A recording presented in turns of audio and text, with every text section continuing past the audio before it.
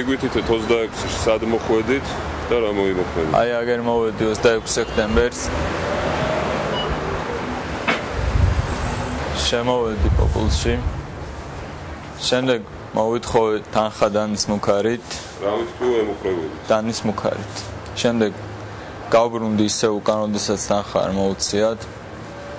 და როდესაც მეორე ქალბატონი გოგო გამომეკიდა, შემოbrunდი უკან და აი ეს კომპიუტერი დავაზიანე, გავტეხე. გავტეხეთ? დიახ. მოვედი აი ამ მაღაზიაში და შემდგომ შევედი შიგნით.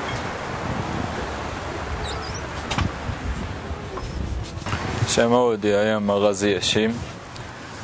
აქ მსხდომ ქალბატონებს დანის მუქარით გამოვძალე 700 ლარი. ანუ დანით დაემუქრეთ. დიახ.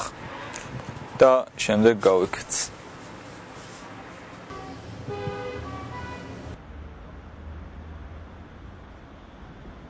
საღამოთი როდესაც გადავაბარე სმენა, ვალაგებდი სექციას და ამ დროს დავინახე, რომ შემოვიდა ბიჭი, რომელსაც ეკეთა სათვალე, ეფარა კაპიშონი და არაბუნებრივად ეცვა, რამაც ჩემი ყურადღება მიიქცია.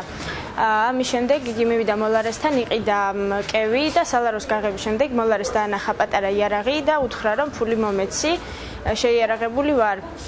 მოლარეს ეგონა რომ ხუბრობდა ეს ადამიანი, რადგან იარაღი იყო ძალიან პატარა და სათამაშოს გავდა და მოლარემ მექანიკურად მიხურა სალარო, რომ შემდეგაც მან დაანახა დანა და უთხრა, რომ არ გეხუმრები, ფული მომეცი დროზე. ამ დროს მოლარემ უკან დაიხია და თავი დამანებე, ასე უთხრა, რის შემდეგაც მე გამოვიქეცი სალაროსკენ.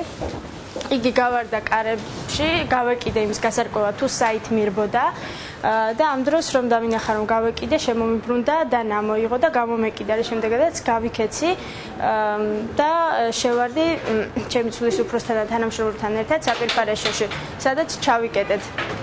შემდეგ გამოვიძახეთ დაცვა და დაცვის მოსვლის შემდეგ რომ ჩამოვედი, დამხვდა მონიტორი გატეხილი და ეს კევები იყო მთლიანად დაბლა მობზნილი. სალარო იყო საშინელ მდგომარეობაში.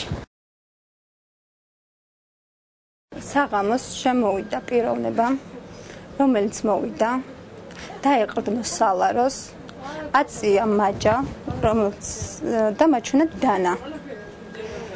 და მითხრა, რომ ამომეყო სალაროდან თანხა, ლარები, რაც კი მქონდა და მისთვის მიმეცა. მე შემეშინდა, რადგან დავინახე დანა, ავდექი და 700 ლარი, რომელიც სალაროში მქონდა, გავატანე. გასვლის დროს მითხრა, რომ არ გამიხედა, რადგან არ დამენახა, სად მიდიოდა. მომხარეს გარბოდა.